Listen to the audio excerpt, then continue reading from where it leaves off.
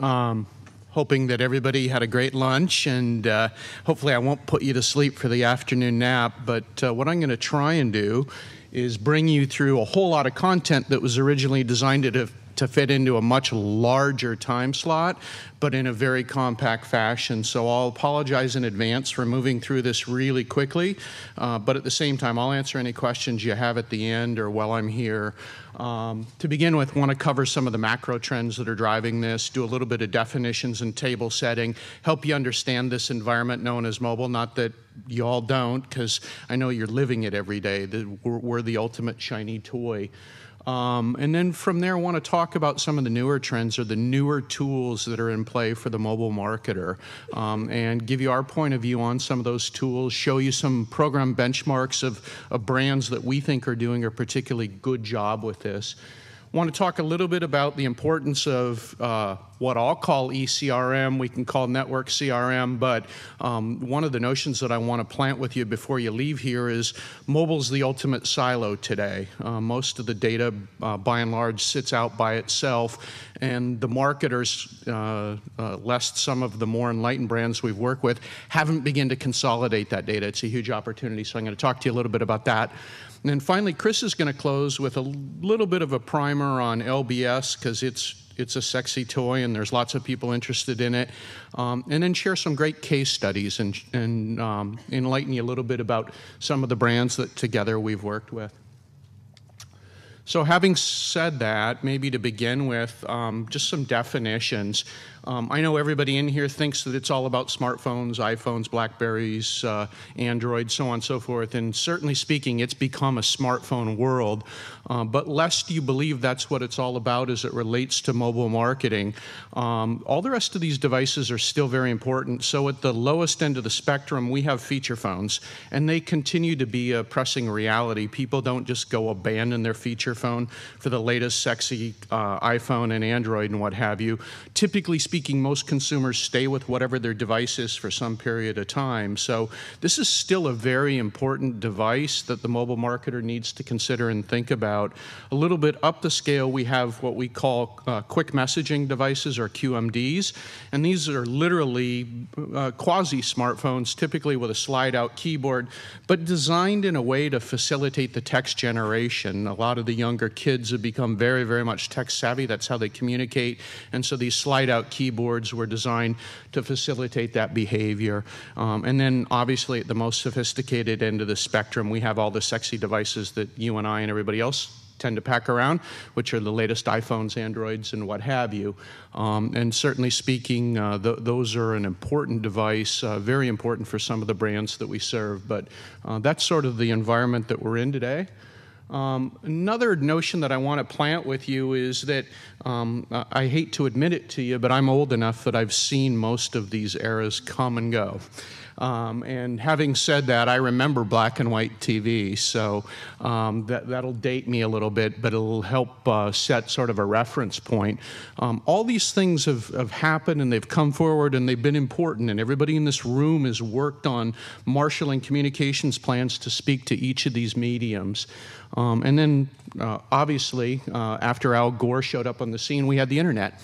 And that was an important advent too. But the notion I want to plant with you is the significance of the mobile devices. It's all these things.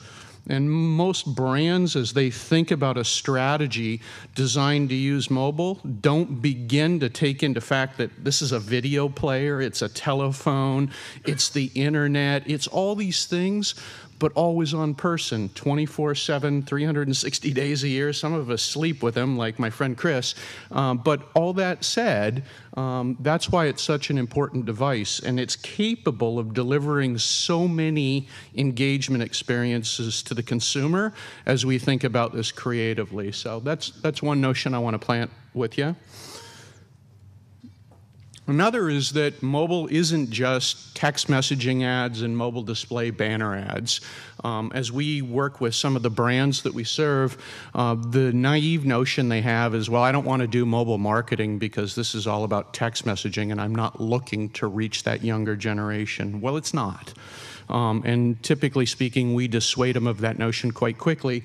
But beyond that, mobile isn't just smartphones and those other devices that I showed you.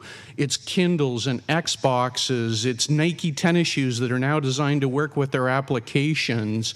It's all these mediums. And all these mediums are now increasingly connected into the world of mobile. So these are all mobile touch points, and you'll find me in this presentation talking a little bit about that as we go along. But as you think about mobile marketing, think beyond text messaging, think beyond mobile display banner ads, think about how you can engage the consumers that you're trying to reach in each of these mediums. And then lastly, this is something that we've seen. I entered the mobile space about 8 years ago, and when I did, I started reading all of these wonderful articles about this is the year of mobile. And then like many people in this space, I spent 5 years waiting for the year of mobile. And I watched increasing competition in the space and lots of people come and go, and brands that we thought would, mobile brands, we thought would never fall off the face of the earth, fall off the face of the earth. But what I am here to tell you is within the last 2 to 3 years, it really is the year of mobile. Not only are we seeing critical mass in the way of spend from brands, but we're seeing increasing penetration in all the major devices. We're seeing all kinds of cool things like the QR codes that you're seeing around this conference be ever present in the mediums that each of us engage with, whether that's print or display or interactive display panels in airports. And part of that's really driven by a number of phenomenons. First of all, the devices have become far more capable. I don't need to tell you this, but today's iPhone and Android is a pretty sophisticated device, a lot more so than that Apple II that I thought was pretty sexy back in college and was certain was the future of computing. So great power in these devices. The other thing that's driving it is the network speeds have gotten better. When I first entered the mobile space, the speeds were a big, big issue, and the mobile browse experience was horrific for most consumers. They didn't want to sit there and wait. They were accustomed to accessing information quickly and what have you. Well, network speeds have become very tolerable. You'll find me talking about 4G in a while, and we're hearing a lot of buzz about it. It's not real.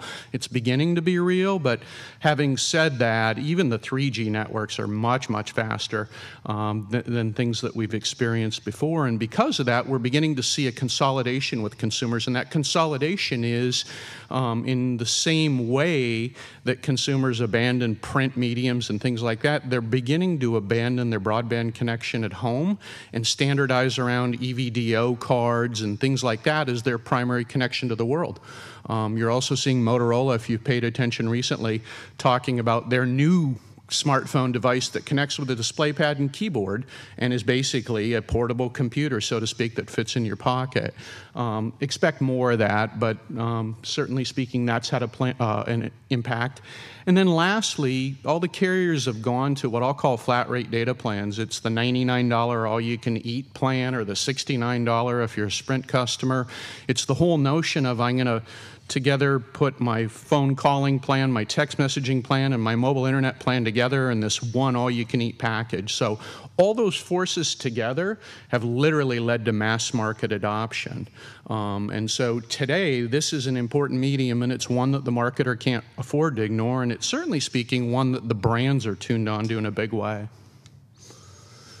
About 2 years ago, there was an analyst by the name of Mary Meeker who worked for Morgan Stanley, and she published a piece of research that really got the attention of most mainstream marketers. And this is part of the research that she published at the time, but what she predicted was she said, look, in the next few years, make no mistake about it, mobile is going to dominate in a way that all other computing factors haven't. And so what she did was she compared it historically to mainframes and mini computers, PCs, the desktop internet, and then finally what's happening with the mobile web. And she showed adoption over time, and what she basically said is make no mistake about it, by 2011, 2013, the mobile internet is going to rule. It's going to be the primary connection source in our lives. And if you've been following recently, and I'll have some updated data in this presentation, it's true, it's here. It happened just recently, but mobile phone shipments, smartphones, tablets, and what have you, have actually exceeded desktops and laptops. So her brave prediction 2 years ago came true. This is something that eMarketer published sometime late last year, and the reason I wanted to share it with you is just to show you how fast the mobile web is reaching maturity. So again, when I first entered the space a number of years ago, something like 5% of consumers were actually using the mobile web. Today, depending upon who you believe, whether that's Nielsen or ComScore or what have you, somewhere between 24 and 35% of us are routine users of the mobile web. We believe the number is pretty close to 1/3. But having said that, what they're projecting is that by 2013, half of us will be routine users of the mobile web, and that will become our primary means in which we engage with the web going forward. So having said that, smartphones have played no small role in that. And I wanted to give you a little bit of a perspective on that landscape and what's happening there and how it's influencing and driving this. To begin with, this is that updated piece of research. Mary Meeker left Morgan Stanley. She's now with Kleiner Perkins out in Silicon Valley, and this comes from something that she presented about a month and a half ago. But at a conference, what she said was she was estimating that somewhere towards the latter part of 2011, smartphones and tablets would exceed PCs and laptops, and as I told you, it has already. So this phenomenon is already true, and going forward, you see the rate at which she's projecting acceleration. So again, really reinforces that this is a very important medium going forward, if nothing else. In fact, our friends at Nielsen last year, or late last year, published their own projections, and what they were doing was they were looking at this phenomenon that's known as smartphone mania and how everybody wants to own the latest iPhone and Android. And they were projecting outwards, and they were saying that by Q3 of 2011, their expectation was that half of all U.S. wireless consumers would own a smartphone. And certainly speaking, at the rate at which it's trending, that's probably real. If you believe that we're at about 1/3 today, and you look at some of the data I'm about to share with you, this is happening. Of the recent acquirers, and this is towards the end of last year, people that were buying phones and what have you, basically what this is showing is that 28% of all subscribers were acquiring smartphones, but more importantly, of the recent acquirers in the last 6 months, better than 40% were buying smartphones. And if you think about it, it makes a lot of sense. Walk into one of the carrier stores today and try and buy that feature phone, try and find it. They're anxious to sell you the smartphone, so much so that they'll give it to you. Because their financial fate is tied to having you on their wireless plan or their messaging plan, being a data services customer. So again, it's not just hard to find the feature phone, more and more consumers want to buy them. But lest you believe that, you know, app mania is what's dominating and what have you, what's also fascinating to us is what's happening amongst the people that own these smartphones. And if you take a look at this, what this is telling you is it's breaking it down by content category. Red is app behavior. That's where people are spending the majority of their time in these smartphone applications. Black is mobile web browsing behavior. So again, we've got all these apps, and I forget how many Apple touts now. I want to say it's 300,000. The message I want to leave you with here is the vast majority are failures. I think somebody earlier this morning said that the typical return on investment was $4,000 for an app, which is true. By and large, most of them are failures and what have you. And what the consumer is doing is they're still continuing to look for information out on the web, not necessarily in apps. I have my own theory on that, and I'll share that with you as we go forward. So here in the U.S. in particular, it's been dubbed phone wars, and there's this big focus on the battle between Apple and Android for supremacy in this marketplace. And so I want to sort of share a little bit of what's happening there with you. To begin with, we need to look at this thing globally because we all serve brands that tend to be global in nature. Some of them are focused on the US, but globally, it's a much different marketplace. Globally, Symbian, which is the native operating system of Nokia, tends to continue to be a dominant force. In worlds outside, or in markets outside the US, Symbian continues to be a powerful platform, which surprises many of us in the mobile space because it's really an antiquated operating system. But having said that, it still has an important place. What's more interesting, though, is at the bottom of this chart, what's happened with Android. I mean, Android literally rose out of nowhere 2 years ago and has been swallowing market share in gobs. And so that green thing that you see there is the phenomenon which is called the global penetration of Android, and it's scaled up unbelievably quickly. Apple's a wonderful device, and I think the world of it. In fact, I now own one after being an Android owner for a while. But having said that, the beauty of the Android strategy is it's multi-hardware vendor. It's not just dependent on one hardware vendor, and it's multi-carrier. And so when you start to think about why they begin to swallow market share, in particular here in the US, that's a key reason. But if we just focus on the US temporarily, it is a little bit different market, and so this is sort of what's happening here. And these figures are a little bit antiquated and what have you, but today it's almost a third, a third, a third. BlackBerry went from a market share about a year and a half ago of 42% to the point that they're now down to a third. At that point, they were the dominant smartphone platform. Not only has Android eaten into it, but Apple has as well. And so today, they're all very, very close. Android's pulled into the lead here in the US, but they're up by a couple of points. iPhone, next most important operating system, and BlackBerry continues to be relevant. But going forward, the projections are Android will continue to swallow market share because of the reasons that I just mentioned: multi-hardware, multi-carrier. And then finally, our friends at Microsoft are trying to once again be relevant in this world. It was a world that they were poised to try and own for a while, and let's say that they had a few blunders. Their latest OS, the new Windows platform and what have you, is a wonderful OS. The big question is whether it's too little too late. But having said that, they certainly want to play in this game, and they're doing everything that they can to begin to swallow market share. But again, looking at what's happened recently, and these are recent acquirers in the last 6 months, when you take a look at that, we've got the green line, which is Android, and it does nothing but continue to trend up. Black is the iPhone OS, and as you can see, that's almost flatlining right now, and part of that was them tying themselves to just AT&T as a carrier partner. That's changed recently, and the thought is that it'll uptick again. But having said that, they're still dependent upon the fate of one hardware device. And then lastly, BlackBerry continuing to slide. BlackBerry's aware of this. They're a customer of WebTrends, and we do a lot of work with them. And one of their major challenges going forward is how they reinvent themselves. And there's been a lot of speculation that they'll probably try and grab a hold of one of the other OSs, most likely Android.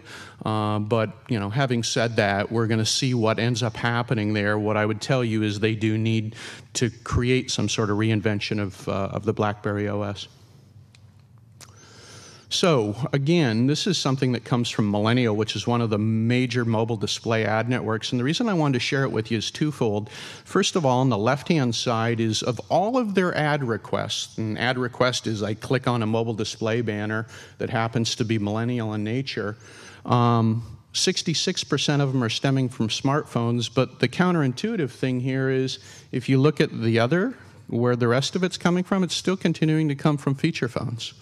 So inasmuch as the mobile marketer wants to ignore these feature phones and believe that they're going away, they continue to be relevant and will continue to be relevant for the foreseeable future. So 1/4 of all ad requests coming out of feature phones.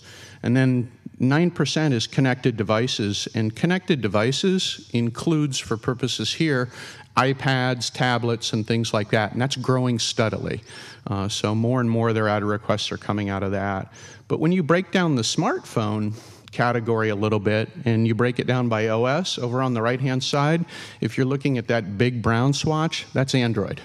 So if you're an advertiser, this has become a critical platform to start thinking about, because certainly speaking, at least in this network anyway, it's become one where consumers are beginning to engage with the mediums.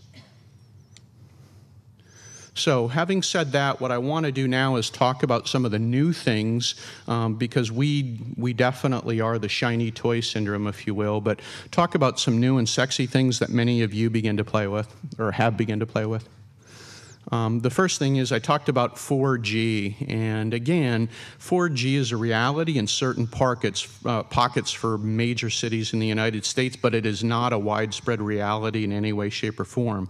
But the promise of 4G is not just the transmission speed. The promise of 4G is that it's going to enable video face-to-face conferencing, much like I can do on my iPhone today, but also enable a much more tolerable video experience. The one downside of mobile video historically has been the experience the consumer has. Typically speaking, they're waiting for the video in many, many cases to catch up, so it's a very data-intensive experience, but 4G makes it very tolerable, so that's one of the things that we see ahead. At our wireless trade show, which is called CTIA, which happened late last year in Vegas, Cisco's CTO took the stage and said something that literally shocked everybody. And what was said was that the projection was that by somewhere in 2013, 66% of all mobile data traffic is going to be video in nature. Whoops.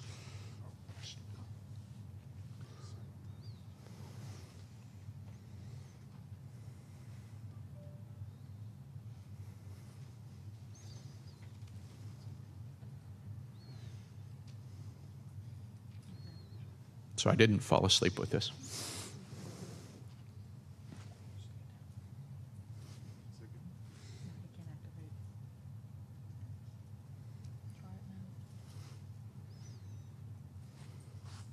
Are we good? Is it working? Yeah, that's you.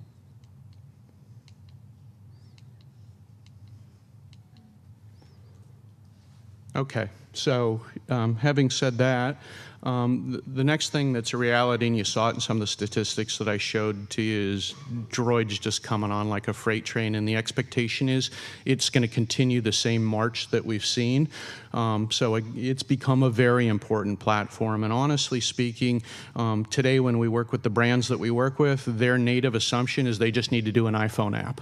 And when we start asking questions why, it's typically, well, my CMO has one, or my CEO does, or our competitors did it, but the notion I want to plant with you is that's not a great reason to do an iPhone app. So this has become a platform that we think everybody should be paying attention to going forward. As is this. This has become an unbelievably important platform, and what's happening with it is something that I want to urge all of you to take note of. In the same study that Mary Meeker released about a month and a half ago, she talked about the penetration of the iPad, and interestingly enough, its penetration and its acceptance outstrips the iPod and the iPhone, flat out, by a factor of like 5 or 10. So having said that, people are embracing tablets in a big way. Today, make no mistake about it, Apple owns this and will for the foreseeable future until we start to see better competitive clones. But it's a market Google wants to participate in. You're starting to see the Google tablets released, whether it's by Dell or Motorola or what have you. But I'd suggest to you they've got a little bit of catching up to do there. But having said that, really, really an important platform going forward. And then before I dive into iPhone, what I wanted to do is just share what I'll call some of the best-of-breed benchmarks for mobile programs out there. And these are some that we like to point at as brands that are enlightened, that do a particularly good job. At the top end of the spectrum is Target, and last year they were honored as Mobile Marketer of the Year. And part of the reason there was that if you go to Target's website, you instantly understand that they get it. And by that I mean, I've got the header from the mobile portion of the website, but they're not just, we're going to shoehorn you into an app or you've got to visit our mobile website.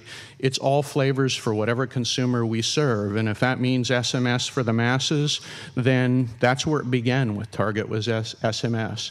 But you can engage with the brand in your medium of choice, wherever you happen to be present. Sears, very much the same thing. I mean, when you look at how they promote mobile and how they begin to use it, they've understood that the lowest common denominator is text messaging, and it's an important tool not just to reach the text-centric generation, but to reach everybody in a ubiquitous fashion. And so that's their lowest common denominator. And then building up, it's about the mobile web, and then it's about applications. And then some of the shiny toys in the store are things like the Starbucks app that I'll talk about in a minute. At the lower right-hand corner, we've got the Gap iPad app, and if you aren't familiar with it, I'd encourage you to download it. It's an excellent example of iPad app development done right.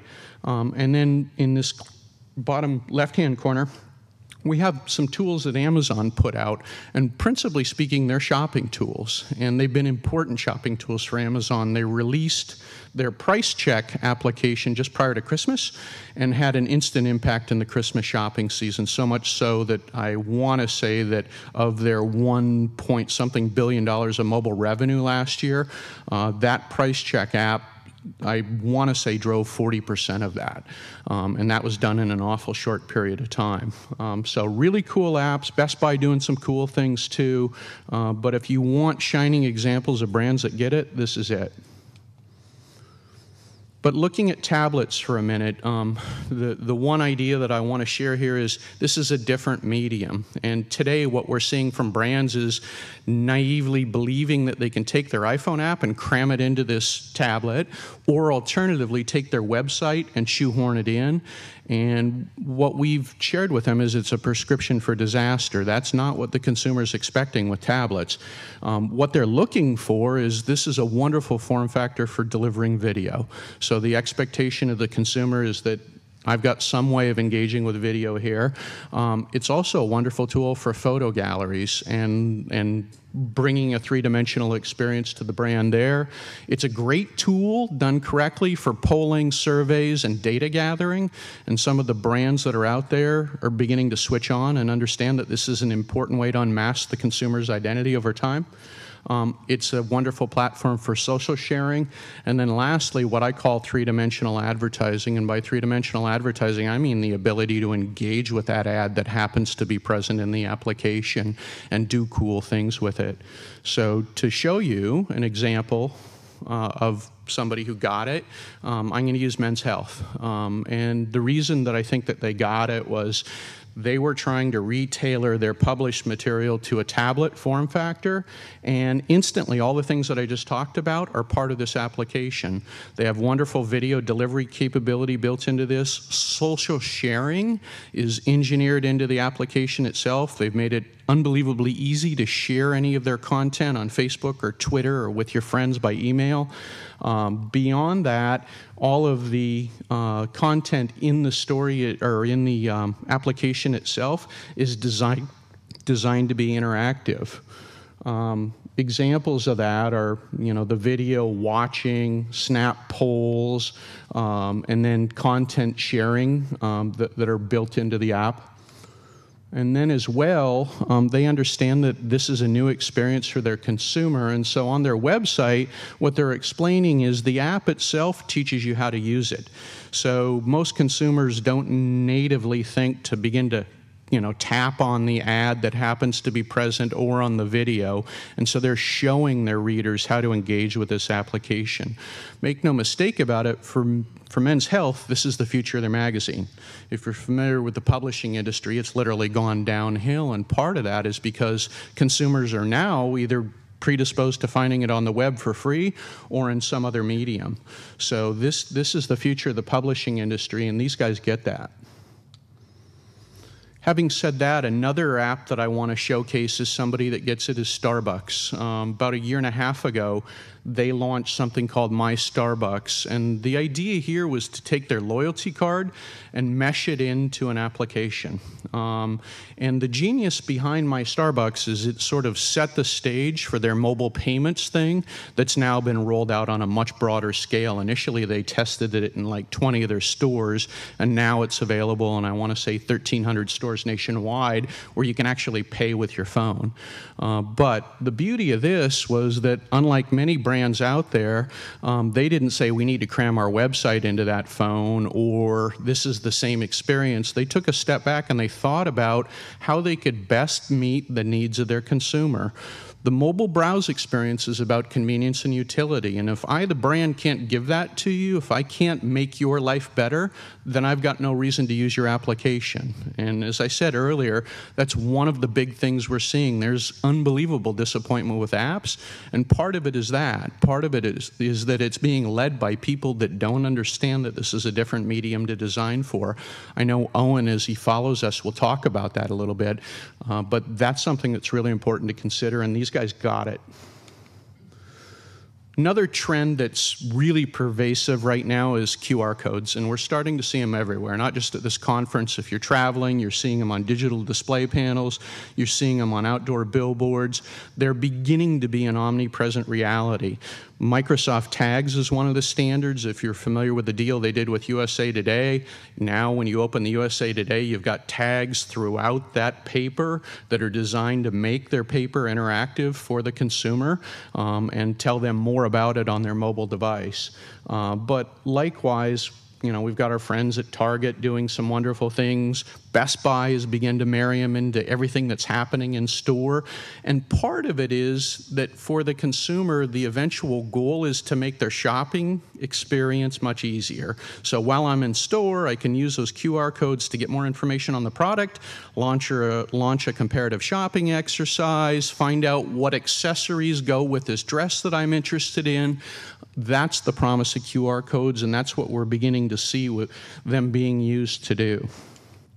So the beauty of them is that all of these things, from a consumer standpoint, are relevant. The consumer can interact and engage with whatever my static media is. We can provide them utility by giving them more information. We can trigger buying behavior by sending a coupon from that QR code. All those things are realities of a QR code. But lest you think that QR codes are the only way of doing this, they're not. They've become very pervasive, and they will continue to be. But there's other alternatives like what we call Zoov. Zoov is the star type thing. All the same functionality you can do with QR codes, you can do with that. The advantage to Zoov, however, is that it works on 98% of the handsets out there, whereas QR codes are very smartphone-centric. So lots of options to do all the same things and make the consumer's life easy. Just a few examples of how they're beginning to be used. Our friends at Best Buy a year and a half ago started launching circulars with QR codes built in, and they found two things. One, the consumer didn't understand how to use it, and two, the quality of the scanning software was uneven, and so people were getting frustrated with the experience. So Best Buy backed off, and they launched SMS codes in all their circulars. And if you're familiar with it, they continue to be there today, but you can text in the SKU from the product and trigger an engagement on that Sunday circular. Best Buy's now launched an app that has a reader, and it's in store. That was part of what I was showing on that prior screen. And that reader's designed to facilitate the shopping experience as the consumers come in store and give that consumer more information about the product. Barry Judge, who's Best Buy's CMO, spoke at our conference last year, and he said, look, make no mistake about it, mobile's where it's at. As important as the web is to us, this is far more important. This is our way of making that consumer shopping experience that much better. And of late, he's been trialing things like Shopkick to see how that works and what have you, and we expect more trial and adaptation. Target, certainly speaking, has embraced QR codes and is doing some cool things with them in print advertising. And then the example in the top right-hand corner comes out of Denver International Airport, which is my home airport, but you're starting to see display panels show up with it. In this particular case, it's a local bank, and they're giving people free Sudoku, but principally speaking to register them. So back to Margie's point earlier, it's all about registration. Wonderful way to use QR codes. So that's that section. The last section I want to cover before I turn this over to Chris is something that's near and dear to my heart, which is today in mobile, the brands that we've come in contact with, and we're working with some of the biggest in the world, are doing an abysmal job of measuring mobile. And I'll share an anecdote with you, which is I was invited to Nike last year, and the mission was tell them what they should be doing in 2015. And I literally started ripping all my hair out because if you're familiar with Nike, they were one of the world's foremost mobile marketers. They're doing some of the coolest things out there. And so trying to dream up things that they should be doing was beyond me. And so instead, I showed up in Beaverton and I looked at him and I said, look, you're doing 2015 things. The shame is you're doing them in 2010. But my question for you is, where's the data? And all of a sudden, I started getting puzzled looks from around the room. And they said, what do you mean? And I said, you do SMS, you've got mobile websites, you've got applications, where's the data? And they said, you raised a really great point. And my point was simple. It was mobile provides us the anonymous, if you will. I don't know who that consumer is, and the only way that I can successfully unmask that is to tie it back into my CRM efforts. So to Margie's point earlier, this is one of the critical points, and this is one of the areas that we see most brands missing it. This is a wonderful opportunity to tie it back, to begin to unmask that consumer and serve them in a new and different medium.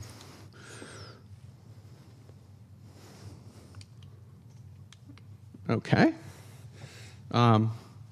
So to begin with, I'm going to share something that with web trends has become sort of our new launching off point, which is we just released something called Analytics 10. And the premise of Analytics 10 is that we're not just focused on mobile data, we're focused on overlaying mobile data with app data, together with social data and what have you. And so the cool thing about Analytics 10 is it begins to meld all this data seamlessly together.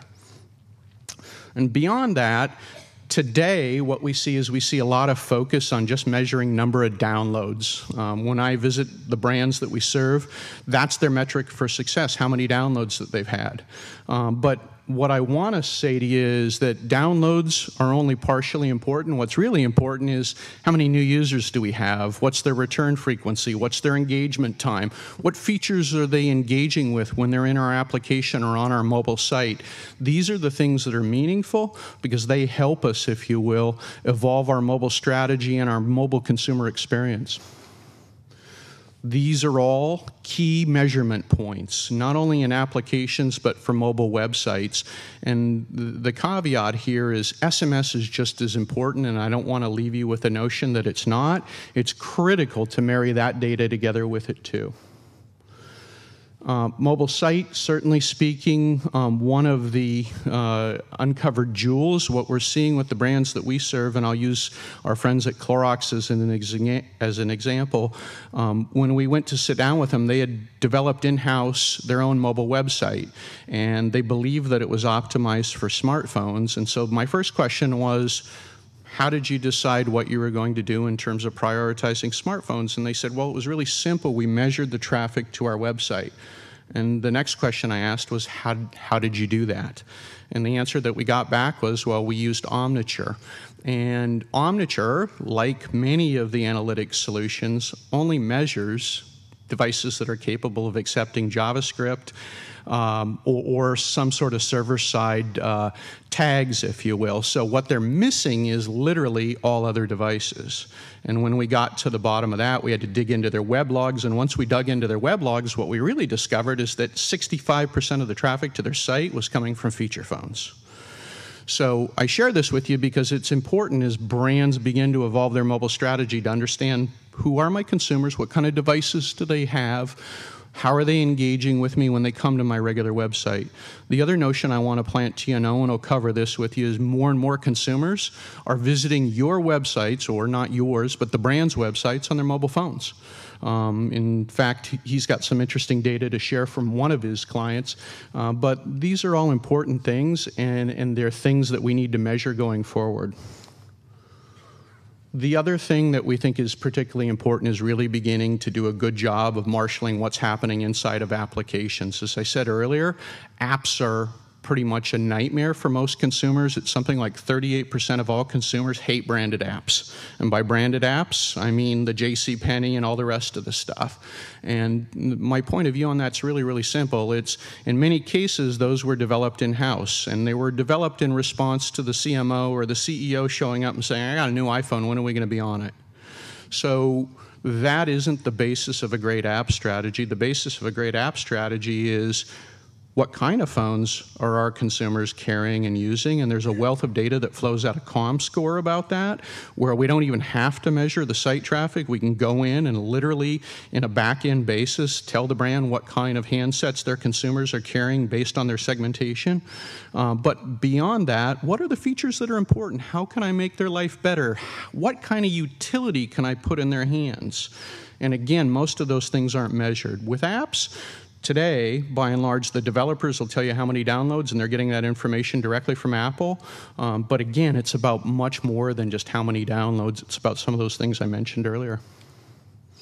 So what are the ways for success? Build from the outset a great measurement strategy. And a great measurement strategy is something that's done that with all your stakeholders internally, assesses what are the points that we need to measure, what are the things that are important going forward in the way of metrics, provide guidance and best practices, identify opportunities to enhance your mobile experience, and the only way you're going to do that is to have great metrics. And then lastly, the last notion I want to share with you is treat mobile as a part of eCRM or network CRM or whatever we want to call it. It's critical to begin to consolidate that data, because that's the only way that will ultimately unmask who this consumer is. So with that in mind, I'm going to turn it over to Chris.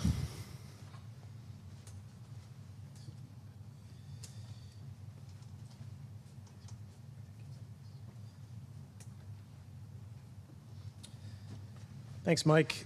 That was a great presentation. So wanted to spend a few minutes talking about two really important things. One is location-based services and a few customer examples of well-integrated campaigns. And so like Mike, I've been in mobile for several years. Been involved in thousands of campaigns, worked with over 100 brands. All did very well, by the way. And probably the biggest Achilles heel is how well mobile's actually integrated into the overall strategy. So we're going to talk about that. So one slide is not going to do this topic justice, but clearly location-based services or location-based marketing or whatever you want to call it is going to be a big arrow in the quiver, and it really, because it delivers personalization to the consumer. There's basically three buckets of participants right now.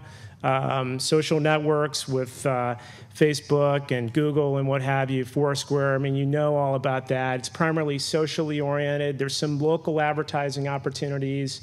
Gaming is really being pulled into this, but it's really not necessarily something that's going to scale for a brand. In the center bucket, there are called marketing network services, wherever Margie is. If you can come up with a better name for this, let me know.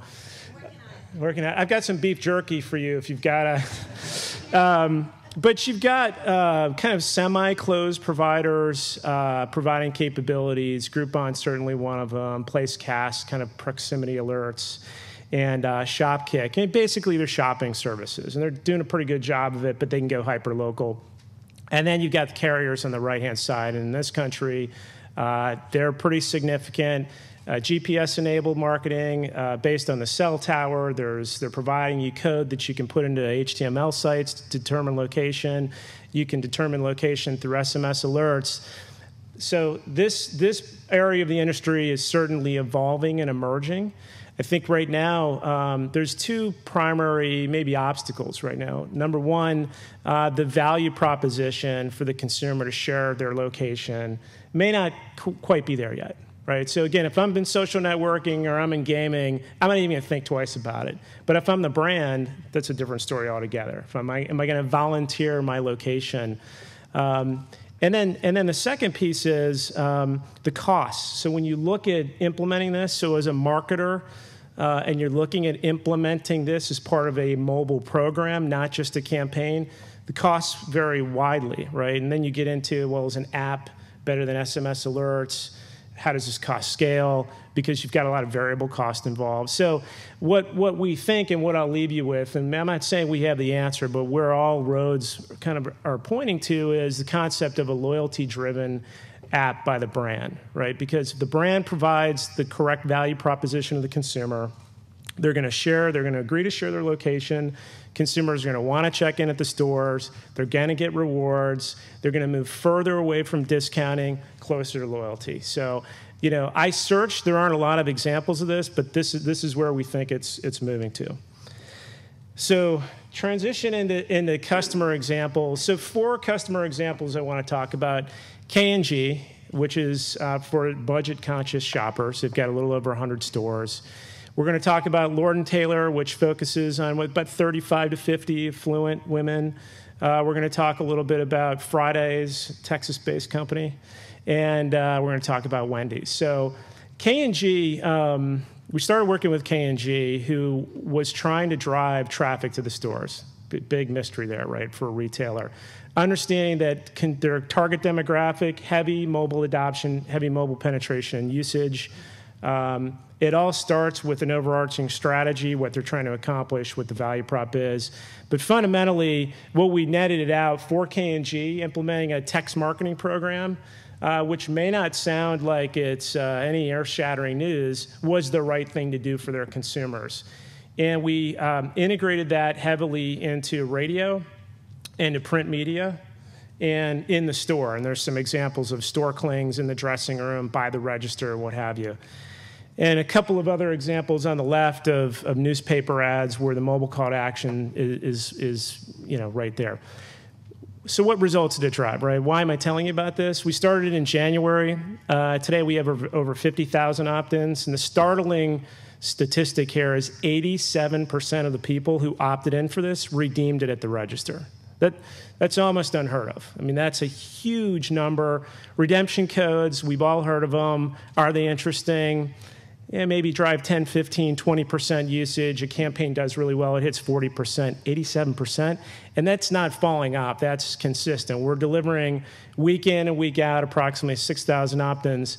Why? Because it was integrated properly. And the message I'll underscore here is when we go to divert budget from social, right, or we go to divert budget from direct mail or web from mobile, it's all about results, right? So mobile is the shiny object, immediately goes to, what are you going to do for me this month? And are you going to deliver those opt-ins to me month in and month out for an entire year, because that's how I'm allocating my budget. So here's the example of the redemption code. And this is live. If you go into a K&G store, let us know how that works for you. Lord & Taylor is a great example. When I first joined Merkle, they were a client, and I kind of looked and said, what in the world is Lord & Taylor doing in mobile? I used to go to the store with my mom as a kid. I haven't seen them around in a while. Well, realistically, what Lord & Taylor has decided that their shoppers, targeting 35 to about 50-year-old females, more affluent, come in the store with smartphones and feature phones, and they're also, not only are they fashion conscious, but they're incentive conscious as well. So work with them to help implement mobile, integrate it into their strategy, created a mobile internet site that allows people to go get more information on the program, enroll in the program, get promotional information for the promotions they run during the year, integrate a preference center, so people could actually properly opt in with their mobile phone numbers for alerts, and a text marketing program. And the other piece that worked really well, and this is really kind of the main point of talking to you about Lord & Taylor, we talked to them for a while about integrating the mobile call to action and email. Really simple stuff. So what do you think happened? The opt-in group doubled in 1 week by simply just providing the mobile call to action, right? Great results for us as a provider to deliver to them. Great story of integrating cross-channel.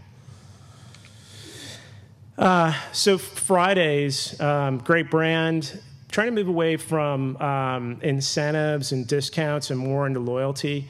What we started working with them on is mobilizing Give Me More Stripes, which is their loyalty-based program. Highly competitive environment, lots of promotions running at the store every time, a lot of changes in the menu, there's social activity, a lot of email activity, there's regional activity. I mean, there's a lot of competitive interest when we started to look at implementing mobile. And so we did just that. When the consumer goes into a restaurant, they can sign up for Give Me More Stripes right at the table, right? So you've got your consumer right there. Give them the ability in real time to start earning stripes. When you enroll in stripes, you get a jump the line pass and a coupon and what have you. So what do we want to talk about Fridays? There's two pieces here. Number one, they realized that the concept of a web preference center, kind of going back to Margie, is the way to organically grow a quality list. Implemented a new preference center. We tied in email, obviously web, mobile, and some other capabilities. The call to action's right on the front page of the website, above the fold. We have a proper opt-in strategy, and I cannot emphasize that enough, that you have to provide proper notification and have the consumer agree to give you their mobile number. If you haven't done that, or you know somebody who hasn't done that, shouldn't be using that number. And basically, when we went from our pilot of about 22 stores to 500 stores, by just putting the tabletop properly executed on all the tables, the opt-in group doubled in 1 week. So you would naturally say, yep, if you're gonna roll out and get that kind of scale, but we continue to see results step up predictably. And Wendy's, who doesn't love Wendy's? Sea salt fries, probably the best, those of you who are fries connoisseurs. Wendy's is an interesting scenario because they do a lot of things with Coca-Cola and other brands. And their calendar, they have a challenge, right? So they're about 10,000 stores, a couple thousand corporate, 8,000 franchisee-owned, some large franchisee groups. Hard to run campaigns and prove results. So at Merkle, we actually manage the database, and we have email and mobile channel execution and preference center capability.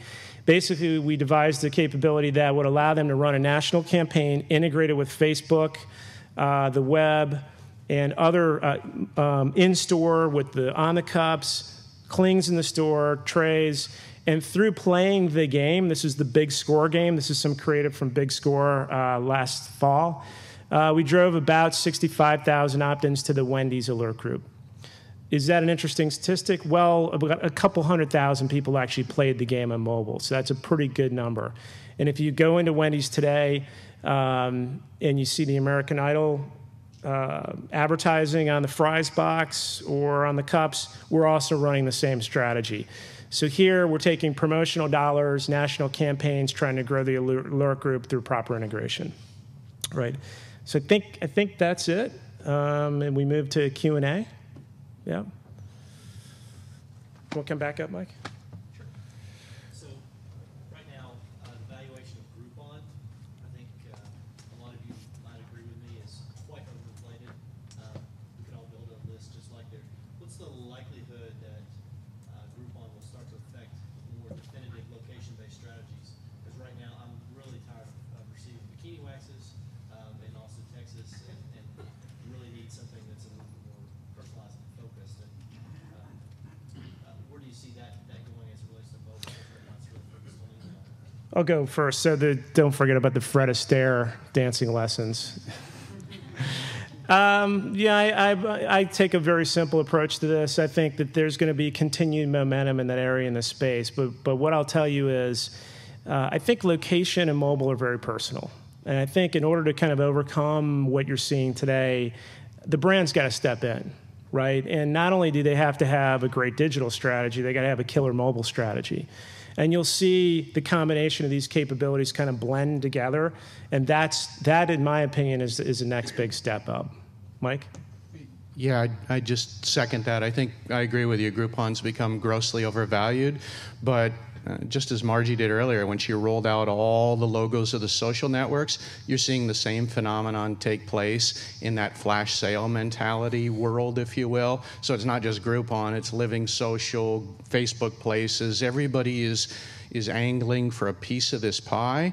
I think we'd all agree location-based marketing is sexy and it's attractive, and that's what we want. We want to know that the consumer's there and they're interested. But what we're having a problem with today is all of us consider this device our most personal device, and do we want our space invaded? Yes, if it's relevant. And that's something that I think all those brands are struggling with. How do they make themselves relevant? How do I tell Groupon that I don't want to receive Fred Astaire and the makeup lesson and what have you? So when we start to see a model, I think, that begins to think about those things, that'll be sexy, and then that'll take off, and it hopefully will drive momentum here, and hopefully it's Groupon. And just as a close to that, have any of these brands that you've worked with tried to engage at the Groupon type given social level? Or have they even had discussions regarding it? No, most of the brands that we were serving are more focused on what was happening on Foursquare, and they're really sort of turned on by that. But the only thing I'd share with everybody that's here is sexy as Foursquare sounds, and it's sort of cool. What I think a lot of the brands are missing is what they're doing is they're building membership for Foursquare rather than for their brands. And one of the things that Chris can tell you from the TGI Fridays example is they were unbelievably excited about Foursquare, and we didn't do too much to tamp that down. We said you should go experiment with it if that's what you're excited about. They did, and they were grossly disappointed. And so the next step for Fridays is to engineer loyalty into their own application so that when the consumer walks into the store in their app, they can check in. And they can check in not just in the Fridays app, but in Foursquare and Gowalla and whatever their preferred mobile social network is. Yep. Yeah, I think Foursquare was great for us because it created a ton of awareness. All the brands tried it, started looking into it based on what Mike said, and now said, okay, now how do I leverage those things and go do something on my own? So I don't want to recreate all the social networks that exist. I want to tap into that.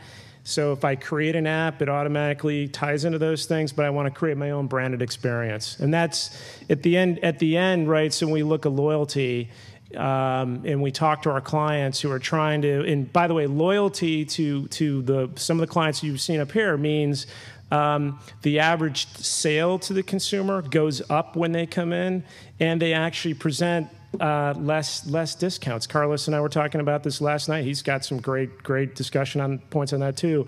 So Foursquare has actually been good because it's accelerated our discussions. Yeah. Michael, you mentioned Microsoft is trying to get back into the mobile space. What do you think their partnership with Nokia is going to do in terms of share? Yeah, that's a good question, but I think certainly it's going to propel it forward in the short term. But I think in the industry, the thing everybody's curious about was it was an odd partnership, and it happened largely because if you followed it, Nokia's new CEO is ex-Microsoft. So that's what drove the decision. It was down to either Android or Microsoft, and let's just say that was what pushed it over the edge. It could kill Nokia, or alternatively, it could make Microsoft. We're going to see. I think the more critical barometer is going to be what kind of development communities Microsoft draw. And right now they're doing everything that they can imagine. Microsoft, by way of full disclosure, is both a WebTrends and Merkle client, and we've been working with them on their mobile strategy. But they're doing everything you can imagine to attract development into that environment, and they believe that it's all about the apps and the kind of experience they can provide the consumer. Good. Well, if there are no more questions, thank you.